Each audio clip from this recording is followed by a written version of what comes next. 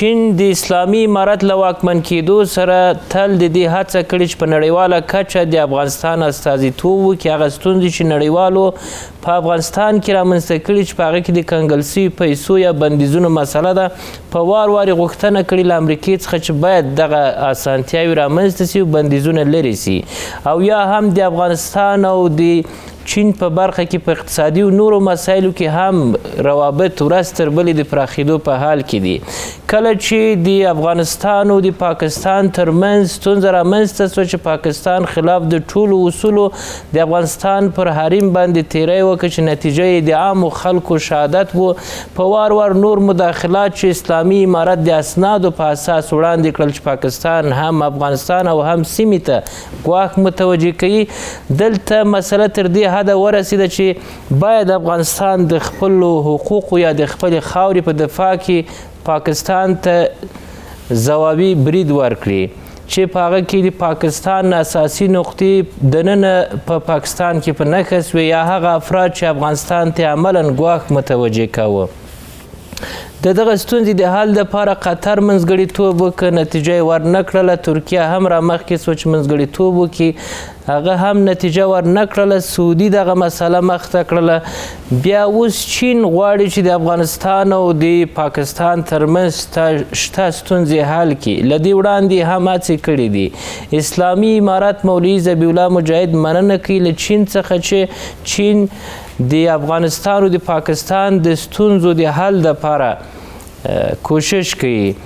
د چین د ځانګړي استازي د سفر په ترڅ کې وایي چې چین مخکې له دې هم دغسې هڅې کړې وې تر څو ستونزه حل سي، خو انتقاد بیا پر پاکستان باندې ذبیح الله مجاهد دا کوي چې پاکستان د دې په ځای چې وسلوال وپالي باید خپل داخلي ستونزې حل کړي، باید خپلو کارونو ته متوجه سي او افغانستان ته ستونزې رامنځته نه کړي. د نن شپې تاوده بحثونه مو د چین منځګړیتوب د افغانستان او پاکستان ترمنځ ده. په سلامونو مو هرکلی کوم. زه روح الله علیزی یم. تاسو ته تاوده بحثونه له خپلو دریو میلمنو سره وړاندې کوم. هر یو سیاسي شنونکی ښاغلی محمد قاسم اعظم، بل میلمه راسره سیاسي شنونکی ښاغلی عبدالمالک افغان، او راسره د افغانستان د ستراتیژیکو څیړنو د نړیوال مرکز مشر ښاغلی ډاکټر عاطف مختار ده. تاسو درې سره میلمنو ته ښه راغلاست وایم. پخیر راغلاست پروګرام ته. مختار صاحب، تاسو د چین منځګړیتوب څه ډول ارزوئ چې څومره به نتیجه ورکړي؟ سلام محترم، زه ستاسو ته او ستاسو درنو میلمنو ته او د افغانستان معزز ولس ته تر ټولو د مخه باید دا وویلی سي چې افغانستان په یو ناپیهلی خپلواک اتصال سیاست باور لري، او د اتصال سیاست باور دا دی چې افغانستان غواړي د ګاونډیانو سره د تعامل او د تفاهم له لارې د افغانستان د بقا لپاره مفید او مؤثر واقع شي. فکر کوم د چینایانو موقف د افغانستان په هکله هم مثبت دی او هم په اقتصادي لحاظ افغانستان لپاره اوږدمهاله ستراتیژي او پالیسي لري. په دغه مسله کې به ډاکټر صاحب چین څه وکړي؟ آیا نتیجه ورکوي د چین هڅې؟ زما باور دا دی چې ډیپلوماسي د ملکونو د بقا او سلامت لپاره یوازینۍ لاره ده چې هغه مفید واقع سي. له بل اړخه چینایان دې ته متوجه سوي چې افغانستان یو ستراتیژیک ژیوپولیټیک نقطه دی. چینایانو ته ضرورت دا دی چې افغانستان باید په امن کې وي، ځکه د افغانستان امنیت هم مستقیما په روسانو باندې، هم په چینایانو باندې، هم په ایرانیانو باندې او هم په پاکستان باندې اثر لري. په دې لحاظ د چینایانو دغه کړنه او دغسې فعالیتونه د افغانستان د بقا لپاره او زموږ د ملي ګټو په رڼا کې موږ لپاره مفید او مؤثر دي. ډاکټر صاحب، که دواړه هیوادونه مقایسه سي د چین لخوا یا چین ته وړاندې سي، افغانستان د چین دپاره ګټور ده چې باید اړیکې ورسره ښې سي که پاکستان؟ افغانستان د ټولو لپاره ګټور دی. افغانستان دا باید په ستراتیژیک لحاظ هیر نه کړو چې که هر سم وی پاکستان موږ سره په گاوند کې پروت دی، پاکستان دی باید خپل ګیمونو ته د پای ټکی کېږدي. مفهوم دا دی چې د افغانستان سره د تعامل ژبه د پاکستان لپاره هم مفید دی او د افغانستان لپاره هم مفید دی. دویم دی افغانستان د چینایانو، پاکستانیانو او د روسانو او د ایران په حق له یو ناپیلی دریځ لري. هغه دریځ دا دی چې افغانستان یو گاوند د بل گاوند پر ضد نه استعمالوي.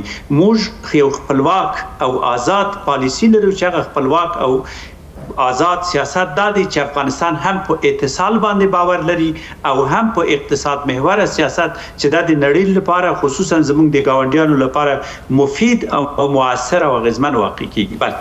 دلته د پاکستان او د افغانستان د جوړجاړي مسله ده. افغانستان خو تل ویلي چې موږ له چا سره مشکل نه لرو، پاکستان ته هم د دوستي لاس ور کړی، خو برعکس بیا پاکستان هغه څه کوي چې هغه ټول اصول د ګاونډیتوب د اسلامي او همداراز نړیوالو قوانینو ماتوي. اوس که چیرې منځګړیتوب چین کوي، چین باید کوم مسایلو ته متوجه وي د پاکستان او د افغانستان په موضوع کې؟ درې مهم اساسي ټکي دلته شتون لري. پاکستان په افغانستان کې نیابتي، استخباراتي او پراکسي وار ته لمن نه وهي. پاکستان د افغانستان مخالفینو ته په خپل جغرافیه کې ځای نه ورکوي. او دریم موضوع تر ټولو غوره دا دی چې پاکستان د افغانستان په حق له خپل ستراتیژي ته تغییر ورکړي. یقینا چې افغانستان کولی شي د پاکستان لپاره مثبت او مفید واقع شي، خدا تفاهم او تعامل ته ضرورت لري. پاکستان باید وشي چې دوی د افغانانو لپاره تهدید نه دي، همداسې چې افغانستان ښودلی چې افغانستان د دوی لپاره تهدید نه دی. تاسو که د افغانستان بهرنی سیاست ته متوجه سي، دفاعي سیاست دی. د افغانستان نظامی سیاست هم دفاعي سیاست دی. په دې اړخ موږ د پاکستان صراحتاً او په جرأت غواړو چې افغانستان د دوی لپاره تهدید نه دی. او که په افغانستان باندې جنګونه تپل کیږي، افغانستان د نړیوالو قوانینو تر سوري لاندې مشروع حق لري چې د خپل ځمکنۍ بشپړتیا او سیاسي هویت نه دفاع وکړي. افغان صاحب، د پاکستان او د افغانستان مسله څومره اسانه ده چې حل شي او څوک یې نه حلوي؟ سلامونه او نیکیله. بسم الله الرحمن الرحیم. ښاغلی علیزی صاحب، پاکستان زموږ یو ورور هیواد ده. دوی دواړه هیواده غواړي ښې اړیکې ولري، خو له بده مرغه پاکستان کې دغه یو وړوکې حلقګۍ څه ده چې د خپل هیواد ګروګان نیولی ده. دوی موږ ته ستونزې پیدا کوي، دوی زموږ په چارو کې لاس وهنه کوي. دغه وړوکې حلقه د څه شي په لټه کې ده؟ دغه وړوکې حلقګۍ چې ده دا غواړي چې په دغه سیمه کې تجارت وکړي، سیمه نارامه کړي، له خپلو بادارانو نه یو څه ترلاسه کړي. ځان ته تجارت کوي که بل ته؟ دوی خو اصلا ځان ته او بل ته د امریکې د لاس اله ګرځېدلي دي. دوی د امریکې دپاره کار کوي او دوی په دغه 45 کالو کې کوشش وکړ چې افغانستان ته شخړې پیدا کړي او دوی له دغه شخړو نه ګټه پورته کړي، خو له بده مرغه ولس یې زیانمن سو، موږ زیانمن سو. بیا هم دغه وړوکې حلقګۍ چې دا پیسه دار هم سو او دوی په نورو هېوادو کې په پاکستان کې دننه له خلکو څه اخیستي دي؟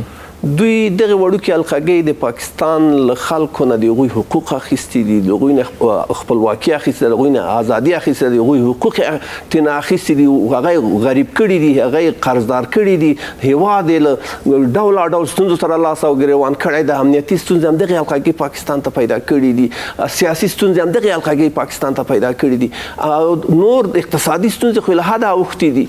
نو له بده مرغه خپله دغه ولس د پاکستان باید نور راپاڅېږي، خو له بده مرغه دوی هم ګروګان نیولي، دوی نه پرېږدي چې غږ پورته کړي. دوی هغه ولسي صدر اعظم چې عمران خان و، هغه هم دوی پرې نه ښوده چې هېواد ته خدمت وکړي، ځکه چې دوی او د امریکې خبره یې نه منله، زندان کې یې واچاوه. دا چې بلوچستان راپورته سوي د خپلو حقوقو په خاطر، هلته کشمیریان دا څه بیانوي؟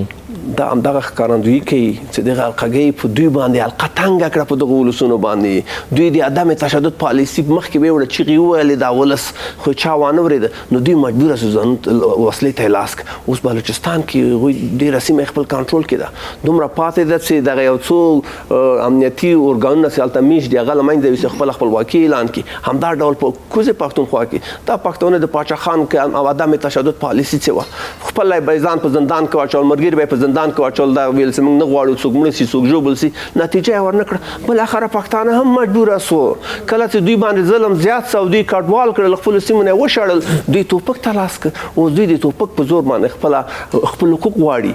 نو دا او په کشمیر خو هغه اوس موږ ګورو نن سبا کشمیر کې ډېر حالات ټینګړي دي.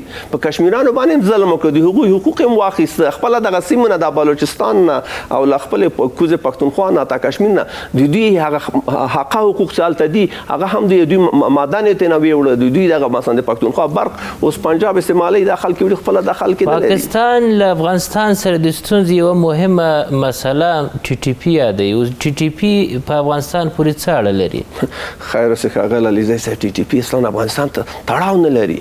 افغانستان کې دوی مرکز نه لري، او دلته بل دغه دومره دوی داسې اغزنتار چې دوی کوم تېر کړی ده، دوی نه هېڅ څوک نشي تېرېدی. اته خپله پرون هم دغه د موږ د فتح د ورځ چې لمانځل کېدله په اسلام آباد کې، خپله مولانا فضل الرحمن دا غږ پورته کوي چې دغه ولس چې ده، دغه مجاهدین چې دي د افغانستان، دوی د چا په چارو کې لاسوانه نه کوي، دوی خپل هېواد جوړوي. نو ټي ټي پي به موږ څه رقم هغوی سره مرسته وکړو؟ ټي ټي پي خو موږ خپله ولې ټي ټي پي د دوی پر وړاندې راپورته سوي؟ هماغه خبره ده په اصل کې ښاغلی علیزی صاحب، دغه ولسونه چې تنګ راغله په جنګ راغله، دوی خو د عدم تشدد پالیسي مخکې دوی څار نوم ورکوي. دغه پښتنو چې دا ټي ټي پي دوی ورته وایي، دوی چې د عدم تشدد پالیسي مخکې وړه مظاهرې کولې، زندانونو ته یې واچول، ورک یې کړه، غایب سو ځوانان غایب سو. نو بالاخره دوی مجبوره چې ټوپک راواخلي او دوی ورباندې نوم کړي ټي ټي پي. او دوی بد شی نه غواړي، دوی خو پاکستان ته اسلام غواړي، مقدس دین ورته غواړي، د قرآن قانون غواړي، هغوی د ټولو مساوي حقوق غواړي، سوله غواړي، امنیت غواړي، په چا ظلم نه غواړي. د ټي ټي پي غوښتنې خو داسې نه دي چې ترهګریز یوسي، او هغوی ترهګریز بریدونه په ولسونو باندې نه کوي، صرف د ځان دفاع دپاره ځینې وخت ځینې عملیات کوي. اعظم صاحب، تاسو د چین او د پاکستان او د افغانستان مسله څنګه بولي چې چین به نتیجې ته ورسوي دا موضوع؟ الحمدلله والصلاة والسلام علی رسول الله. محترم علیزی صاحب، تاسو ته درنو میلمنو ته او ټولو لیدونکو ته السلام علیکم ورحمت الله وبرکاته. وعلیکم السلام. د قطر، سعودي او ترکیې منځګړیتوب چې نتیجه ورنکړه، علتونه یې څه وو؟ تاسې واضح کړئ چې شي ولې نتیجه ورنکړه؟ نتیجه یې چې ورنکړه علتونه دا و چې اول پاکستان یو مرکزي حکومت یا د واک او د ځواک یو مرکز شتون نه لري. که ستاسې پام و په قطر او د سعودي او ترکیې په منځګړیتوب باندې خبرې روانې وي، هغوی سره هلته دا ژمنې کېدلې، په توافق ته رسېدل، خو هلته پوځي او نظامي جنرالانو یې تیارې پورته کولې، دلته یې بمباریانې کولې. کله چې ستا واک ځواک ویشلی وي، ستا قوت ویشلی وي، ستا حکومت په یوه خبره باندې نه وي، نو قطر، سعودي او ترکیې څه کړی وای؟ له چا ضمانت غوښتی وای؟ چا سره خبره کړې وای؟ چا سره تفاهم ته رسېدلی وای؟ د دوی قوت ویشلی دی. اوس څوک شته چې د پاکستان د پوځي رژیم ضمانت وکړي؟ هو، چین دا کار کولی شي. چین دا کار کولی شي د څو دلایلو له امله. اول دا چې چین په پوځي جنرالانو باندې مستقیما اثر لري. دا اوس الجزیرې د راپور پر بنسټ باندې تقریبا 29 میلیارډ ډالر چین د پاکستان د چین پوره وړی دی. دوی کولی شي چې دا کارت وکاروي، ورته ووایي که چېرې تاسې په خبرو کې ژمن پاتې نه شئ او دا لانجه حل نه کړي، نو کولی شي چې پورونه ترې وغواړي. یا همداسې که زه یو مثال درکړم، د پوځي کړۍ دغه بقا چې ده دا په چین باندې اتکا کوي، د هغوی په مرستو باندې ولاړه ده. دوی خپل ولس ته وایي، دوی خپل ملکی حکومت ته وایي چې موږ د هند او د افغانستان سره په تقابل کې یو، نو موږ ته ډیره بودیجه پکار ده. دوی دغه بودیجه له چین څخه اخلي او بیا یې مصرفوي. د دې په توسط باندې هلته هم باجګیري کوي، یعنی هم خپل ولس ته او ملکی حکومت ته وایي چې موږ ته زیات پیسې پکار دي تر څو موږ دغه ساحه کنټرول کړو. نو که چېرې چین دغه برخه کې په دوی باندې فشار راوړي، کولی شي چې دوی وعده راولي. پاکستان خو بیا یوازې چین نه، هلته له امریکې سره هم نږدې روابط لري. فکر کوي چې په دې دواړو کې به کم یو انتخابوي؟ پاکستان همیشه لپاره دوه مخې سیاست لوبولی دی. دوی به همیشه کوشش کوي چې له دواړو څخه باج واخلي، خو دا چې چین خبرو ته راوړاندې شوی دی، چین په خپله برخه کې دغه همکاري کولی شي تر څو دوی وعده راکړي د خبرو تولیوالی. چین باور لري په پاکستان؟ باور خو په سیاست کې څوک په هیچ هم نه لري. ټول خبره د ګټو او د تفاهم ده چې چا سره څوک کوم موضوع باندې تفاهم ته رسېږي. چون د چین او د پاکستان ګټې ډېرې سره شریکې دي. د سیپیک موضوع چې د پدې کې هم چین باور لري چې افغانستان او پاکستان باید امن وي تر څو دغه موضوع ته زیان ونه رسیږي. په دې کې باندې ډېره پانګونه شوې ده. نو چین د خپل ګټو په رڼا کې دې ته لیواله کېدی شي چې په دې موضوع کې همکاري وکړي. ولې په تېرو 5 کلو کې چین دغسې یو څه ونه کړل چې پاکستان باید خپل مسیر درست تعقیب کړي؟ نو ګټو به یې نه ایجابوله. تېرو 5 کلونو کې خو په اقتصادي برخه کې دومره پرمختګ نه و شوی یا د چین دومره ګټې په افغانستان کې تامین نه وي لکه اوس چې څومره تامین دي. چین په دغه نږدې کلونو کې په افغانستان کې ډېره پانګونه وکړه، ولا هم لیواله دی او بل داسې نور موضوعاتو کې هم سره شریک دی او د پاکستان ناامني او د افغانستان ناامني چین ته په زیان ده. دا یې اوس منلې ده. نو د دې لپاره اوس کوشش کوي چې پاکستان خو که یوې خواته چین ګروګان کړی بلې خواته امریکې لخوا هم ګروګان ده، آیا کولی شي چې له هغه ګروګانه ځان خلاص کړي؟ نو پاکستان به علیزاده صاحب محترم هڅه کوي چې دوی هم خپلې ګټې وساتي. پاکستان ته دا مهمه نه ده چې چیرې جګړه وکړي چیرې ونه کړي یا د افغانستان سوله او د افغانستان امن ورته مهم نه دی. دوی به داسې لارې اختیاروي چې هم د دواړو هیوادونو خپل پیسې واخلي ګټه ترلاسه کړي. نو دوی به دې باندې فکر کوي چې موږ ته کوم اړخ په ګټه دی. که په افغانستان کې امن دوی ته پر ګټه وي دوی به کوشش کوي چې خبرو کې تفاهم ته ورسیږي او که دوی دا انګیرلي وي چې دا په ګټه نه ده نو دوی به خامخا بیا هم نن پاکستان د دې وسه لري چې افغانستان ناامنه کړي؟ پاکستان خو په تاریخ په اوږدو کې د افغانستان سره ښې اړیکې نه دي پاللي. همیشه کوشش کړی او د دوی دا فکر دی د دوی په سیاسي او په نظامی محاسبو کې دا نغښتې ده چې په افغانستان چې څومره ضعیف وي افغانستان چې څومره لوېدلی وي په دې کې د پاکستان بقا ده. خو دا چې دې ته څوک پرېږدي که نه پرېږدي موضوع دا ده. نه افغانستان د پاکستان په مقابل کې څه ډول افغانستان د که چیرې دوی غواړي چې ناامنه یې کړي؟ نننی افغانستان ډېر قوي او باثباته افغانستان دی. نننی افغانستان داسې افغانستان دی چې پاکستان دې حالت ته مجبور کړی دی چې هغوی نور دې ته مجبوره شي افغانستان سره خبرو ته کینی او نور د جنگ د لارې د فشار د لارې د زور د لارې دا موضوع د حل وړ نه ده او دوی هم دا درک کړې ده. که چیرې دغه لاره پاکستان تعقیبوي چې باید زه په افغانستان کې ناامني جوړه کړم زه په افغانستان کې مداخله وکړم نتیجه به یې څه وي پاکستان ته؟ نتیجه به یې د تیر تاریخ ته په کتو دا وي چې هېڅ هم ترلاسه نه کړه. جګړې وکړلې دلته راغله په عوام شهیدان کړل مریضان بمبار کړل پکتیا خوست کې په خوب د ملکیان بمبار کړل شهیدان کړل خو څه ترلاسه کړل کومه ګټه ورته وکړه څه لاس ته راوړل خو بیا به هم دغه تشنج وي جګړه به وي دا اوس تاسې د پاکستان اقتصادي وضعیت درکوي چې میلیارډونو ډالر تاوان یې کړی ولې یې کړی ځکه چې لارې بندې شوي دي او لارې د دغه تشنج په کبله بندې دي. نو که دوی دغه حالت ته دوام ورکوي تاوان یې بیرته پاکستان ته رسیږي نو بالاخره دوی به مجبوریږي چې څومره تاوان لیدلی پاکستان په دغه مسله کې چې خپل کارونه یې پرې کړي په افغانستان کې مداخله کوي؟ په تاوانونو کې راشو لږ په تفصیلي بحث وکړو محترم. تاوانونه خو پاکستان بیخي ډېر کړي دا اوس د پاکستان په مقابل کې د پوځي رژیم په مقابل کې پاکستان ټول اقشار راپورته شوي دي. که د علماو قشر راواخلي د مولانا فضل الرحمن په شمول باندې دوی سره په زرهاو مدرسې دي دا ټول دوی په خلاف راپورته شوي همیشه په انتقاد کوي چې پاکستان چې دغه کندې ته غورځولی د پوځي رژیم غورځولی او د دغه سیاستونو له کبله غورځېدلی دی. نن چې پښتونخوا کې ناامني ده د دې پوځي رژیم د سیاستونو له کبله ناامني ده. بلوچستان چې راپورته شوي د پوځي رژیم د دغه ناکامو سیاستونو له کبله راپورته شوي. دوی چې ټي ټي پي موضوع یادوي دا د پوځي رژیم دغه ناکامو او سیاستونو له امله راپورته شوي دي په مقابل کې درېدلي دي. نو دغه د پاکستان دغه ناوړه سیاست دا کمزوری سیاست دا د دې لامل شوی چې پاکستان دې حالت ته رسولی.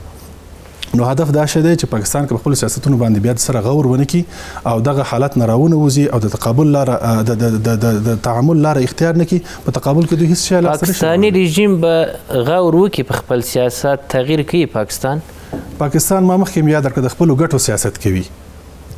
کله چې دا حالت ویني چې په دې حالت کې د پاکستان تاوان دی بالاخره به دوی په خپل سیاستونو باندې 50 کاله یا له ایجاد نه د پاکستان د دوی ګټې دا وي چې په افغانستان کې باید ناامني وي دغه لارې که دوی تعقیبوي آیا دا د دوی ګټې سیاست ده که دا چې په ښه روابطو باندې باید دغه لارې تعقیب کړي؟ دوی سره فکر دا دی که چېرې افغانستان کې یو مقتدر ځواکمن او په ځان بسیا افغانستان موجود وي حکومت دلته موجود وي نو دوی داسې فکر کوي داسې ګمان کوي چې زموږ ګټې ورسره په خطر کې دي. اول لومړی دوی وایي چې که چېرې مقتدر افغانستان وي نو د پښتونخوا کې به خوځښتونه راپورته شي او به قوي شي او بل اخر به د پاکستان تجزیه ته لار هوار شي دا د دوی تصور دی. او دویم خبره دا چې پاکستان پوځي جنرالان داسې ګمان کوي چې د پاکستان د افغانستان په اقتدار کې د دوی ناکامي پرته ده، ځکه افغانستان چې څومره مقتدر کیږي دومره د پاکستان د پوځ هغه زور او ځواک دا کمزوری کیږي. دریمه خبره تجارت ته، پاکستان داسې انګیري چې که افغانستان مقتدر کیږي، افغانستان داسې یو سرولاري د جغرافیه هم یو د پاکستان لپاره یا ټول نړۍ لپاره زموږ لپاره یو سرخوږی ګرځېدلی، یعنی په اساس د دې دا خبره کوم چې افغانستان د سویلي اسیا او د منځنۍ اسیا ترمنځ د پل حیثیت لري. کله چې افغانستان له دې لارې څخه استفاده کوي، ګاونډیان خصوصا د پاکستان دغه حالت نشي برداشت کولی. دوی وایي چې تجارت باید د ګوادر له لارې وي. کله چې موږ چابهار باندې تکیه کوو یا د واخان کوریډور باندې کار کوو، دوی داسې انګیري چې بیا د پاکستان تجارت کمزوري کیږي او دوی ټوله تجارت زموږ نه وځي. نو دغه حالت دوی خفه کوي او بل اخره دوی نشي برداشت کولی. دوی چې دغه موضوع اوس تعقیبوي، زما په نظر د ګټو سیاست کوي. معنا دا چې کله چې دوی ویني چې موږ تجارت دوی سره ودرو لا زیات تاوان کوو، نو بل اخره مجبوري چې په سیاستونو باندې غور وکړي او بیرته تعامل ته راوړاندې شي. درنو لیدونکو دا ملرو بیا هم بخیر رالاست. مختار صاحب ولې د ترکیې خبرو نتیجه ورنه کړله؟ ولې د قطر منځګړیتوب نتیجه نه درلودله؟ سعودي ونه سوی کولی دغه موضوع حل ته ورسوي؟ په هغه ځای کې اصلي ستونزه څه شي وه؟ ګورې، دوه خبره دلته په ستراتیژیک لحاظ ډیر مهم دی. هغه دا دی چې د زموږ جغرافیه یا زموږ د جیو ستراتیژیک جغرافیه د چینایانو لپاره ډیر مهم دی.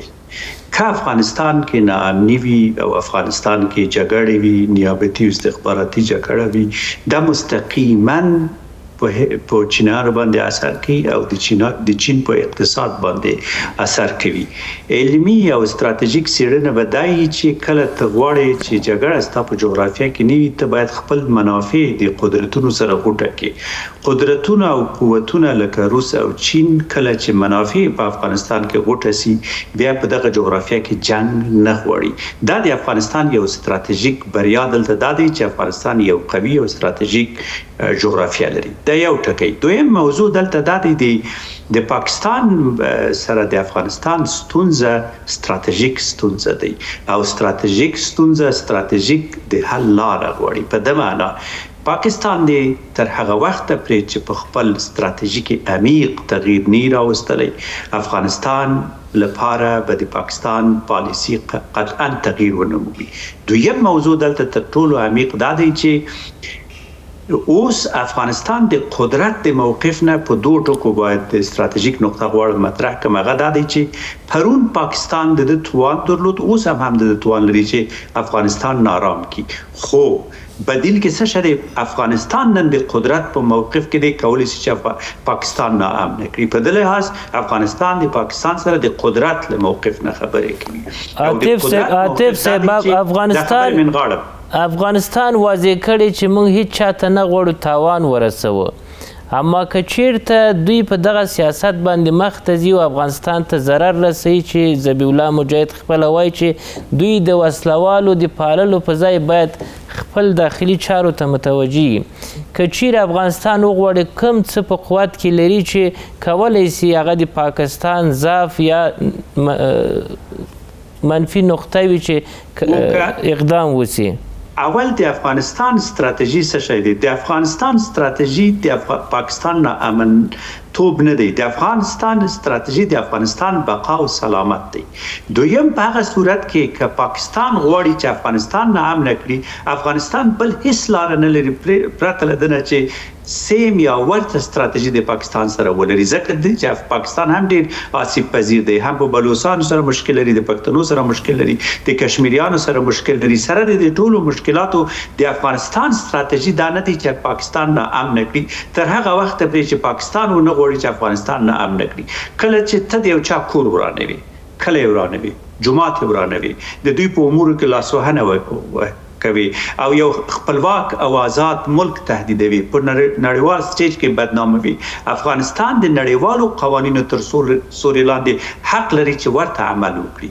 په دې لحاظ زموږ غوښتنه دا دی چې کله د مختار صاحب زما سوال پات سو موږ د قوت ټکی څه لرو چې کولی سي پاکستان زیانمن سي یا کوم مسایل دي چې کولی سو که وغواړو په پاکستان استفاده کو؟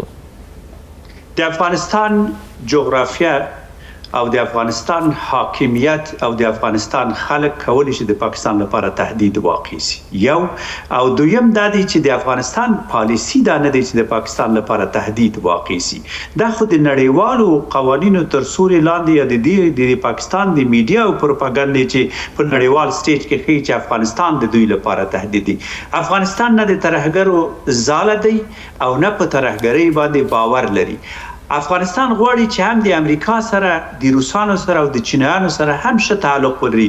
مفهوم دا دی که پرون افغان مجاهدینو د شکیلاک پر ضد د امریکا شکیلاک پر ضد جنگیدل دا د دوی انساني بشري ملي اسلامي دنده وه. نن د افغانستان پالیسی دا دی چې د امریکا سره هم ښه تعلق غواړي. افغانستان کله چې د ناپیعلي سیاست موضوع مطرح کړي د ناپیعلي سیاست اول برخه دا دی چې موږ غواړو ستراتیژیک تعامل د نړۍ سره ولرو د چینایانو سره د روسانو سره حتی د پاکستان سره. دا پر پاکستان تړاو لري چې پاکستان په خپل ستراتیژي کې تغییر راوړي که پاکستان یو بل سناریو په خپل مغزه کې لري. دلته د قطر سعودي او ترکیې موضوع وه. قطر او ترکیې قوت نه درلود چې دغه مسله نتیجې ته ورسي او کې ونه غوښته چې باید ښه منځګړیتوب وکړي. قطر او ترکیه زموږ سره په گاوند کې پروت نه دی خو د افغانستان لپاره مؤثر دی. اما چین موږ سره په گاوند کې پروت دی او یو اقتصادي سوپر پاور دی په دې ریجن کې. د دغه ملکونو ډیر توپیر دی که کله چین غواړي چې د پاکستان او د افغانستان په منځ صلح وي امن راسي دا چین کولی شي چې د خپل قوت او قدرت نه ګټه واخلي او پاکستان ته قناعت ورکړي چې د افغانستان منافع مستقیما د چین منافع سره تړاو لري او دا د افغانستان په ګټه دی. افغانستان ګټه دا دی چې موږ د چینایانو سره څومره اقتصاد محور سیاست ولرو دومره د افغانستان لپاره امنیت او بقا راځي. بل افغان څخه پاکستان په دې حد کې ده چې ځان له دوه اړخونو څخه یو ته تابع کړي یوې خواته چین بلې خواته امریکا او دواړو ګروګان کړی. خیر اوسې ښاغلی علیزی صاحب چین خو دلته بیل بحث ده ځکه چین هم نږدې ده هم ګاونډی ده هم په سیمه کې ده هم یو اقتصادي قوت ده په سیمه کې او په څنګ کې په پاکستان باندې د چین سیاسي او اقتصادي نفوذ ډیر زیات ده. د دې نه هم دوی نسي وتلی نو دوی مجبوره دي چې د چین ځینې خبرې هم ومني او په عین وخت کې امریکې او برېټانیا لکه اوس هغه برېټانیا لا قوت امریکې ته ورغلی اوس هماغه چارې امریکا د برېټانیې پر مخ وړي نو دې کې پاکستان د امریکې خبرو نه هم نشي تېرېدی. نو دوی به اوس داسې یو رول لوبوي چې دواړه خوشحاله وساتي لکه څرنګه چې د تاریخ په اوږدو کې ساتلي دي. که نه اوس د امریکې او د چین ترمنځ اړیکې ډېرې ښې نه دي ځکه دوی په جنګ کې د اقتصادي جنګ باید په حقایقو باندې دلته خو باید حقیقت معلوم سي که دوی لاسوهنه د افغانستان په چارو کې نه کوي خو هلته بیا تاسو چې یو طرف خفه کیږي کې کوي بل طرف دا به څنګه په عمل کې ثابتوي؟ نو پاکستان ته اصلا په کار ده لومړی خو پاکستان باید خپله خپلواکي ترلاسه کړي خپله ولسي حکومت چې راسي بیا دا ټولې ستونزې حل کېږي. خو اوس مشکل دا ده چې همدغه القګۍ ده چې دا مجبوره ده چې د هغوی ډول ته نڅا وکړي. که کله دلته ولسي حکومت راغی بیا خو نه د چین مني او نه د امریکې مني دوی به وایي زموږ خپلې ګټې په څه کې دي زموږ ګټه په دې کې ده موږ یو ولسونه یو دلته زموږ لویه اوږده کرښه لرو په دې کې دا کړغېرنه کرښه د ډیورن دا اوس کاروبار چې بنده دواړو خوا باندې تاثیر کړی بلکې پاکستان باندې د دوی د افغانستان په زرهاو کانټینرونه چې دې خوا راتله دا ټرانزیټ نه دوی ډېره ګټه پورته کوله. لکهاو خلک د پاکستان په کار باندې دوی ته ډېره زیاته صدمه رسېږي. دوی باید د بهرنیو خبره نوره ونه مني دوی باید خپلې ګټې په پام کې لکه څرنګه چې افغانستان نیسي. افغانستان وایي د تا ګټې هم تا ته هم دې ته هم دا مهمه ده د ګاونډي ګټې به هم په پام کې نیسي خو د خپلې ګټې به نه قرباني کوي. تاسو ویل چې یوه حلقه د هلته واکمني کوي کله چې یوه حلقه واکمني کوي دریځ یې تاسو واضح کړله بیا نو هغه څنګه د خلکو ګټو ته وګوري چې دغه څه د خلکو په ګټه ده تمه کېدلی سي؟ په خیر اوسې ښاغلی علیزی صاحب تاسو مخکې هم د ولسونو خبره وکړه ولسونه ولې ناراضه دي دغې حلقګۍ نه ولسونه ولې خوارو زار دي ولې د پاکستان ولې ورځ په ورځ مخ په ځوړ روان ده، ولې پرمختګ نه کوي، ولې ورځ په ورځ وګړی قرضاریږي، ولې هر سیمه کې جنگ روان ده، ولې دا خطر موجوده ده چې پاکستان به ټوټې کېږي، بلوچستان به خپلواکي اخلي، پښتونستان به خپل خپلواکي اخلي او کشمیر به خپل خپلواکي اخلي. خو دغه ټول د دغه القاګۍ له وجې نه دي، ځکه چې دوی دغه ډېر خام سیاست چلوي او دوی د افغانستان پر وړاندې چې دوی کوم سیاست غوره کړی، ما د انګریزانو پخوانی سیاست پر مخ چې هغه وخت په ټوله نړۍ کې جګړه روانه وه، هماغه په مخ بوړی د تر اوسه په دې کې به تغییر راولي. دغه القچ تر ټولو مخکې خپلو خلکو ته تاوان رسولی دی. دوی برنامه یا دوی ته برنامه د دې ورکړل سوي چې پاکستان باید تجزیه کړي که څه رقم؟ دا خو واضح خبره ده، داسې برنامه به نه وي، خو دا القاګۍ چې دا دوی ډېر لنډ فکر کوي، دوی په خپل چوکاټ کې فکر کوي. دا القا چې ده دا د دغې مشران هم چې کله دلته تقاعد سي بیا د خپل هېواد پرېږدي روانې نورو ځایو کې بیا دوی ویلاګانې قصرونه لري، هلته ژوند کوي، په خپل پاکستان کې هم ژوند نه کوي. او حتی د دوی دغه لوجستیک چې مقرر کېږي د امریکې چې اجازه نه وي نسي مقرر کېدی، نه تر دې حده پورې دوی کنټرول لاندې دي د امریکې. نو ولس ته اوس پکار ده، ولس نور باید دوی نسي دومره وخت قرباني ورکړه، بندیان سو، زندانیان سو، وژل سو، کډوال سول، نو ولس باید اوس نور راپاڅېږي، دا القاګۍ دللی شي. چېرته چین منځګړیتوب کوي، غواړي مسله نتیجې ته ورسوي، هلته د پاکستان پر دغه پوځي رژیم تاسو باور نسه ځکه چې ژمن نه ده. دلته ولسونه د پاکستان د دې په خاطر چې پاکستان ثبات ته ولاړ شي څه کولی سي؟ ولسونه خو غږونه پورته کړه، تر د دوی مراکزو پورې ورغله، د پی ټي آی کارکنان تر اسلام آباده پورې نن سبا پورې منډې وهي، د پښتونخوا وزیر اعلی اوس هم چیغې وهي، اختلافات لري، یعنې پی ټي آی تقریبا اکثریت لري په پاکستان کې، خو دوی هم دې هم رانیولی د نه پرېږدي خوځښت ته. نو دا ظالم القاګۍ ډېر ځان قوي کړی دی، سیاسونه کنټرول لاندې دي، ډول ډول لوبې چلوي، همدا رقم خپل حکومت چلوي، پر مخ یې وړي. خو دلته اوس په کار ده چې ولسونه نور دا برداشت نه کړي، راپاڅېږي، دا وسلوالې ډلې چې راپورته سي حتی دوی سره ودرېږي، یوازې په مظاهرو باندې نه کېږي. او کله د چین خبره چې کوو، چین ډېر کار دلته کولی سي. چین لکه څرنګه چې اقتصادي قوت ده په سیمه کې هم نفوذ لري، افغانستان سره ډېرې ښې اړیکې دي، او افغانستان ښه توب په دې کې ده چې افغانستان حق وایي، افغانستان زیات شی نه غواړي، افغانستان وایي د موږ هغه حقوق یوازې راکړه، موږ پاکستان هېڅ شی نه غواړو. پاکستان چې موږ سره په میز باندې نتیجې ته نه رسېږي، هغوی غوښتنې ډېرې ناروا دي، زیاته غوښتنه کوي. افغانستان ویل چې موږ د افغانستان ثبات غواړو، د افغانستان په ثبات کې د سیمې ثبات ده، هغه شرایط هم چې و تاسو هغه ډلې مه پرېږدئ هلته چې افغانستان او سیمې ته ګواښ متوجه کوي. نن سیمه مسکو یا روسیه خپله په دې اعتراف کوي چې له ترهګرۍ سره باید په افغانستان کې یا له افغانستان سره ګډه مبارزه وسي. دغه نظر چې اسلامي امارت درلود اوس یې سیمه وړاندې کوي، د ترهګرۍ ګواښ له کومه ځایه څخه متوجه ده؟ اوس له پاکستانه ده. افغانستان خو موږ ټوله په خپلو سترګو باندې ګورو، کوم ترهګره ډله که هر ځای چې وه هغه له منځه ویوړل سوه او هغه بعضې وتښتېدل، بېرته پاکستان ځای ورکړل، اوس هم روزي. حتی نور ترهګر له نورو ځایونه راغواړي پاکستان اوس روزي چې افغانستان ته ستونزې پیدا کړي. دې کې باید نړیواله ټولنه راسي افغانستان سره لاس یو کړي، افغانستان ته لاس ورکړي څو دغه ترهګرې ډلې اخوا ته هم له منځه ویوړی سي او نور دنیا ته هم خطر متوجه نه سي. درنو لیدونکو دا ملرو بیا هم بخیر رالاست. اعظم صاحب، افغانان په کوم باور دي د چین په منځګړیتوب له پاکستان سره؟ افغانستان خلک په دې باور دي چې چین به وکړی شي چې په پاکستان باندې لازم فشار راوړي او په نتیجه کې د افغانستان او د پاکستان دغه پرته کشاله پای ته ورسیږي. افغانستان او پاکستان ولسونه ډېر یو بل ته نږدې او قریب ولسونه دي، متدین ولسونه دي. څنګه چې مېلمنو یاده کړله، دغه معلومه حلقه دوی کوشش کوي چې د دغې دوو ولسونو ترمنځ واټن را ایجاد کړي، دوی سره لرې کړي، خو په دې باندې کامیابه کیږي نه. افغانستان ولسونه همیشه په تاریخ په اوږدو کې هغه خوا ولسونه خپل ولسونه ګڼي، خپل خلک یې ګڼي، دوی سره د دوی ژبه شریکه ده، دین یې ورسره شریک دی، عقیده یې ورسره شریکه ده، رواجونه، کلتور او عنعنات یې ورسره شریک دي. همیشه د هغوی سره تجارت غواړي، ښې اړیکې غواړي، روغه جوړه تفاهم ورسره غواړي، تعامل ورسره غواړي. دا چې چا دغه فاصله ایجاد کړي دا خلک معلوم دي. نو د افغانستان هیله دا ده، د افغانستان د ولسونو هیله دا ده، د افغانستان د حکومت هیله دا ده چې دغه فاصلې ختم شي. له چین څخه کوم سوال لري یا کومه غوښتنه څه شي ده په منځګړیتوب کې د افغانانو؟ چین څخه ستره غوښتنه دا ده چې چین کوم نفوذ په پاکستان باندې لري هغه وکاري د پاکستان باندې. ستر نفوذ په همدا لري چې چین د پاکستان په پوځي حلقه باندې نفوذ لري، نو کولی شي چې هغوی ته دا وروفهموي چې تاسې په دا خبرو کې صادق اوسئ او دغه مشاجره حل کوي.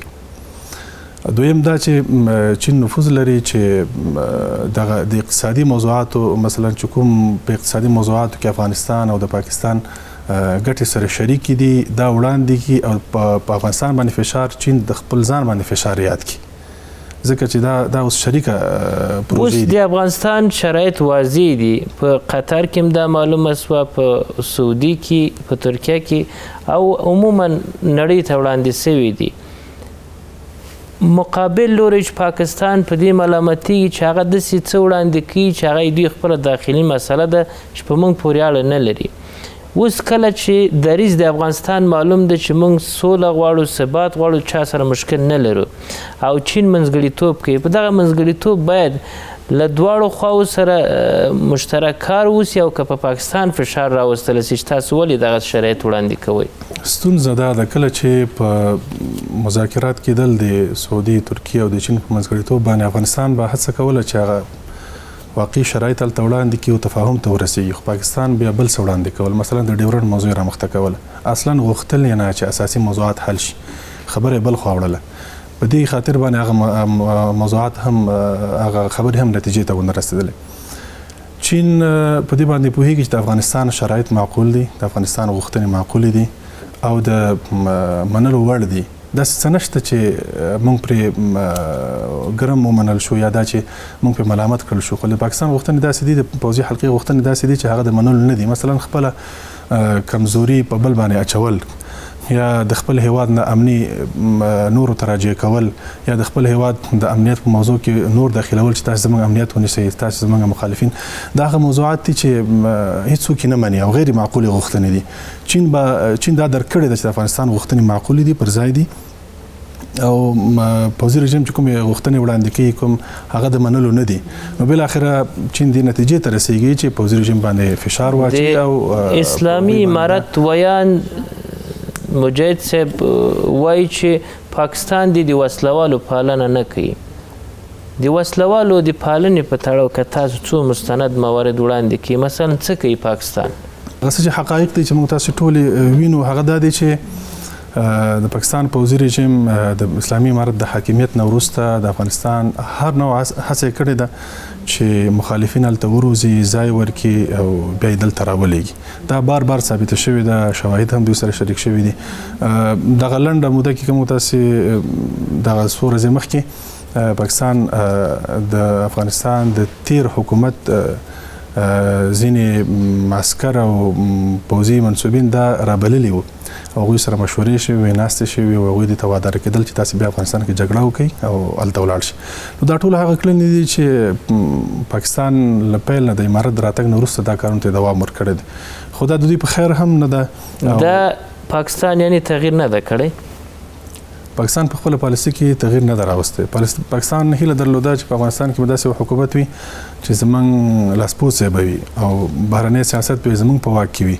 کله چې پاکستان پوهیږي چې د افغانستان بهرنی سیاست زموږ له واکه وځي او دلته فیصلې او پریکړې په خپلواکه توګه باندې کېږي، دلته حر او آزاد ملتونه په واک کې راځي، دلته یو اسلامي حکومت راځي او هغه آزاد دی، مستقل دی، دغه حالت دوی ته د منلو نه دی. دوی بهانه کوي چې دلته د هند نفوذ ډیر شوی، حال چې افغانستان خو مستقل او حر هیواد دی، هر چا سره تعامل کوي، هر چا سره راکړه ورکړه کوي، هر چا سره تجارت کوي. دا په دې معنا نه ده چې دا د بل هیواد پر ضد وي، خو دوی داسې انګیري چې ګواکې دغه تعامل چې دوی د هند سره کوي دا زموږ پر ضد دی او دا د دوی ناقص تصور دی او غلط تصور دی. یا داسې دوی فکر کوي چې دوی چې کوم سیاست تجارت برخه کې کوم سیاست لوبوي دا زمونږ د هغه انحصار ماتېږي. حال دا چې افغانستان هر چا سره کولی شي تجارت وکړي، راکړه ورکړه وکړي، تعامل ورسره وکړي، دا خپل حق دی، نو په دې حق باندې باید دوی سترګې پټې نه کړي او دا باید ومني. مختار صاحب په داسې حال کې چې چین غواړي د افغانستان او د پاکستان ترمنځ ستونزه حل کړي، خو پاکستان بیا په هغه مسایلو باندې خوابدی کېږي چې افغانستان مستقلانه د پاکستان په شمول له هر چا سره غواړي ښه روابط ولري اوس پاکستان له هند سره مشکل لري خو افغانستان وایي چې موږ له هیڅ چا سره مشکل نه لرو. کله چې د افغانستان او د هندستان اړیکې نږدې کیږي د افغانستان وزیران ځي هلته هرکلی کیږي د هند او د افغانستان ترمنځ اقتصادي راکړې ورکړې ښه روابط د تاریخ په اوږدو کې افغانان تر ډیره پورې راضي دي له دې مسایلو. خو پاکستان د پوځ ویان بیا دلته د مسلمان او غیر مسلمان مسله وړاندې کوي چې نه باید له غیر مسلمان سره نږدېوالی واوسي د مسلمانانو. دغه مسله څومره باید خپله پاکستان عمل پرې وکړي او دلته چین باید په دغه مواردو کې پاکستان څومره ملامت کړي چې تاسو ولې د یو هیواد په داخلي چارو کې مداخله کوئ؟ یو موضوع باید دلته لږ دقیق متوجه سو چې افغانستان نه د پاکستان مستعمره دی او نه د هند. افغانستان خپلواک آزاد سیاست لري او خپلواک او آزاد بهرنی سیاست د افغانستان د ملي ګټو په رڼا کې تضمینېږي او تشریح کېږي. دا یو. دویم دا دی چې هم هند او هم پاکستان دواړه خپل رقابتي او سیاسي او نیابتي او استخباراتي جګړې د افغانستان جغرافیې ته نه راوړي. په دې معنا چې موږ د هند سره خپلواک او آزاد تعلق لرو او دا د افغانستان د ملي ګټو لپاره هم مؤثر دی او هم مفید دی. همداسې افغانستان غواړي چې د امریکا او د روسانو او د چینانو په منځ کې متوازن سیاست ولري او متوازن سیاست افغانستان کولی شي نور هم د پایښت خواته ویسي. دا یو موضوع. دویم موضوع دا دی چې پاکستان سره د افغانستان تعلق او استراتیژیک موضوعات مفید او مؤثر دي. په دې معنی چې افغانستان غواړي چې د پاکستان سره ښه تعلق ولري. افغانستان غواړي چې د پاکستان سره اقتصاد محور سیاست ولري. افغانستان غواړي چې حتی افغانستان دته هم متوجه دي چې پاکستان کولی شي د افغانستان طریقه مرکزی آسیا سره وصل شي. خو پاکستان د خپل استراتیژي ته بنیادی ډول تغییر ورکړي. هغه دا دی کله چې ته د ایران نه خلک راغواړي او په میډیا کې ورته سناریو جوړوي داسې جنرالان غواړي چې پرونه د خلکو ناموسونه او عزت او شرف ته ګواښو هغه ته اکمالات ورکړي او په چترال کې دوی ته ځمکه ورکړي جغرافیه ورکړي. هدف دا دی چې تا په خپل ستراتیژي کې تغییر نه راوستلی. د چینایانو نه د افغانستان د ملت او د افغانستان د نظام او د افغانستان د خلکو غوښتنه دا دی چې پاکستان د تر ټولو د مخه پراکسي او نیابتي جګړې د افغانستان په جغرافیه کې نه طرحه کوي او د افغانستان دښمنانو ته خپل جغرافیه کې ځای ورنکړي. دا باید د چینایانو ته مطرح سي او ویلی سي چې که د افغانستان حاکمیت د تهدید لاندې راځي، که د افغانستان ځمکنۍ بشپړتیا ته یو لنډغر لیږي، یو بم لیږي، یو توپ لیږي، افغانستان حق لري چې د خپلو ملي ګټو په رڼا کې عمل بالمثل وکړي. دلته سوال چې د مختار صاحب خپلواک او توانمند نظام ولري. دلته سوال چې شي د افغانستان هیڅ وخت کوشش د دې نه ده کړې چې په دغه داخلي بحران کې چې پاکستان لري عملا د تجزیې ګواښ سره مخامخ د ولس ناراضه ده. کشمیر یوه لویه ستونزه د پوځي رژیم پر وړاندې، بلوچستان یوه لویه ستونزه چې دوی خپله رامنځته کړي حقوق یې تلف کړي، د پښتونخوا مسله ټي ټي پي چې د دوی خپله داخلي مسله ده. ولې افغانستان تر اوسه دا خبره نه ده کړې چې دا ښه دا بد؟ هم کله چې په بدخشان کې یو مسله رامنځته کیږي د جمعه فاتح دوی روایتونه راباسي چې دا ښه طالب دا بد طالب. دغه خپله څومره یو مداخله ده د افغانستان په چارو کې چې دوی کوي. هغه روایت پاکستان د استخباراتو له ادرسه مطرح شي او د استخباراتو په لمسون منځته راسي د افغانستان په جغرافیه کې نور کار نه کوي. او هر هغه روایت چې پردی طراح او معمار وي د افغانستان په جغرافیه کې د افغانستان د ملت لپاره، د خلکو لپاره او د نظام لپاره د منلو وړ نه دی او بیا په د جغرافیه کې نشي کامیابېدلی. په د اساس کله چې موږ وایو تغییر د ستراتیژي ورکړه، په د معنا چې په افغانستان کې ناامني مه غواړه. کله چې وایو چې تغییر د ستراتیژي ورکړه، په افغانستان کې نیابتي استخباراتي جګړه ته لمن مه وهه. کله چې وایو تغییر د ستراتیژي ورکړه، د افغانستان سره د یو خپلواک آزاد ملت په تړاو خبرې وکړه. افغانستان یو آزاد او خپلواک ملت دی، خپلواک او آزاد نظام لري. په دې اساس مننه کوم ډاکټر صاحب. هر افغان لپاره مسؤلیت انساني او ملي مسؤلیت دا دی چې د خپل نظام د حمایت تر سیوري لاندې ودرېږي. وجه دا دی چې ته باید مالک دی او نظام واوسېږي، ته باید په خپل جغرافیه کې حاکمیت ولري.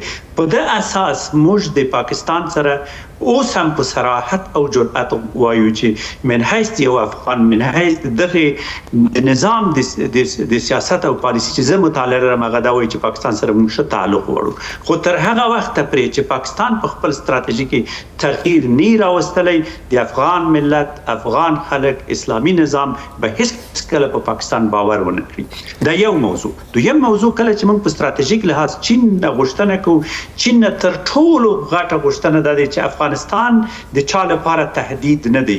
چین کولی شي افغانستان سره اقتصاد محور سیاست ولري چې همدا اوس اقتصاد محور سیاست د افغانستان سره لري. کله چې موږ د نورو ملکونو سره اقتصاد محور سیاست ولرو، په اقتصاد باندې ولاړ پالیسي ولرو، چین دلته پانګونه وکړي، روسان دلته پانګونه وکړي، ایران پانګونه وکړي، د خپلو پیسو خاطر د افغانستان په جغرافیه کې جنګ نه غواړي. دغه دی د افغانستان بهرنی سیاست چې افغانان لري. آخر خبر باید دا وکم، ګوري موږ پاکستان سره که د تعامل خبره کوو، پاکستان ته ضرورت دا دی چې د افغانستان ځمکنۍ بشپړتیا او سیاسي هویت ته احترام کیږي. دا په هغه صورت کې کیږي چې پراکسی وار، نیابتي او استخباراتي جګړه ته په افغانستان کې لمن ونه وهي. افغان صاحب باز پای ته رسو، که پاکستان په بار ګیله د دې کوي چې ولې لکه څنګه چې له هند سره د افغانانو عموما روحیه جوړه ده، له موږ سره نه جوړیږي. یو ځای کې پرویز مشرف ګیله کوي، وایي ګناه د موږ څه ده چې افغانان د موږ خواته په دغه رقم تمایل نه لري لکه له هند سره چې لري. له هغه راوروسته دا کوم روابط چې افغانانو غوښتي، ولې پاکستان نسي کېدلی چې هند غوندې له افغانستان سره روابط ولري؟ په خیر اوسئ ښاغلی علیزی صاحب. وګورئ افغانستان او افغانان ټول عکس العمل ښیي، دوی چا سره دښمني نه لري، هر چا چې ورسره لاس وکړی دوی غېږه ورکړې ده. خو له بعده مرغه پاکستان داسې دوه مخې منافقه پالیسي پر مخ وړې ده چې افغانانو ته یې یو خوا نه غېږه ورکړې، شاته نه په چړې وهلی ده. نو دغه باندې د دغه پاکستان دغه سیاست باندې افغانان تفاوت د هند او د پاکستان څه شی دی د افغانستان په مقابل کې؟ خو اصلي همدغه خبره ده چې پاکستان منافقت کوي او هندوستان واضح خبره کوي. کله نه موږ په هېواد کې مداخله نه ده کړې، لاسوهنه یې نه ده کړې، موږ سره که دوستي کړې، نیغ په نیغه یې کړې ده، ښکاره یې کړې ده. خو پاکستان یو خوا نه چې د دوستي غږ کوي، خو له شاته نه بیا په چړې وهي. دغه کار پاکستان کړی ده. همدغه وجه ده چې خلک له پاکستان او ټول ولس خفه ده، هر یو خفه ده، د هرې نظریې خاوند د پاکستان نه خفه ده. دا ولې دوی ته خپله دا پوښتنه پیدا کېږي. نو ښه خبره پاکستان دپاره دا ده چې دا وګوري، ویې سنجوي چې ولې داسې کار کېږي. چین څه باید وکړي؟ چین ته خو په کار د خپل دا تاثیر باید استعمال کړي، د خپل نفوذ استعمال کړي. دا د چین په ضرر باندې د کلته بیا امریکا پښه راکش کېږي یا نور هېوادونو پښه دلته راکش کېږي سیمې ته. چین ته اوس په کار ده چې هغوی د پښې د ممانعت لپاره لاس په کار سي او دا سیمه ارامه کړي. دا د پاکستان د حلقې ته باید ووایي چې دا تاسو په ګټه هم نه ده، دلته باید تجارت وده وکړي. افغانستان اوس ډېره ښه موقع ده ټولې نړۍ دپاره، بالخصوص چین دپاره. چین ته افغانستان ډېر نږدې ده. چین ځای نه افریقا کې پانګونه کوي، ولې افغانستان کې ونه کړي؟ افغانستان کې لاس نه ده وهل سوی. د مادونه باید ګټه پورته کړي. حتی موږ پاکستان ته وایو چې راځه کاروبار وکړه، د افغانستان نه ګټه پورته کړه. دا ترهګر روزي دلته ستونزې پیدا کوي، خپل ولس ته ستونزې پیدا کوي، موږ ته ستونزې پیدا کوي. دا ټول عمر موږ دا سیمه په جنګ کې اخته کړه او تا یو څو کسانو د ګټه پورته کړه، خپل هېواد ډېر نقص کړی ده. دې پالیسۍ نه تېر څه پالیسۍ تغییر ورکړه، کښېنئ راځئ دوستي په ورورولۍ کې سره ژوند وکړو. دا ولسونه نور سره ورونه وه او بېرته باید دا اړیکې سره نږدې سي. د ټولو ګټه په همدې کې ده چې په سوله کې ژوند وکړو. چین به دغه مذاکرات نتیجې ته ورسېږي د افغانستان او د پاکستان ترمنځ؟ چین به په دې برخه کې هڅه وکړي، خو دا تر ډیره د پاکستان په ارادې پورې تړاو لري چې پاکستان بالاخره دا درک کړې ده که نه ده درک کړې چې په افغانستان کې ثبات، سوله، د افغانستان سره تجارت دا زموږ پر ګټه دی. زما په نظر باندې 15 کلن سیاست د افغانستان دی دا ثابته کړله چې افغانستان یو خپلواک، مستقل او حر هیواد دی. د هیڅ چا لاسوهنه، د هیڅ چا مداخله، د هیڅ چا فرمایش دا نه مني. د هر هیواد سره تعامل کوي، د هر هیواد سره تجارت کوي، ښې اړیکې ورسره پالي، خو ولې چې په متقابل هیواد همداسې د دوی سره ښې اړیکې وپالي. نو که پاکستان بالاخره زما په نظر باندې دا به یې درک کړي وي چې افغانستان د زور له لارې او د فشار د لارې نه تسخیرېږي، نو بالاخره به دوی تعامل ته راځي او دوی به انشاءالله په ښه طریقه باندې افغانستان سره خپل تجارت کوي. اعظم صاحب، افغان صاحب، مختار صاحب او درنو لیدونکو له تاسو څخه مننه کوم. تاوده بحثونه پر همدې ځای پای ته رسیږي. تر راتلونکي پورې مو په خدای سپارم. خوشحاله شئ. له لیدلو مو مننه.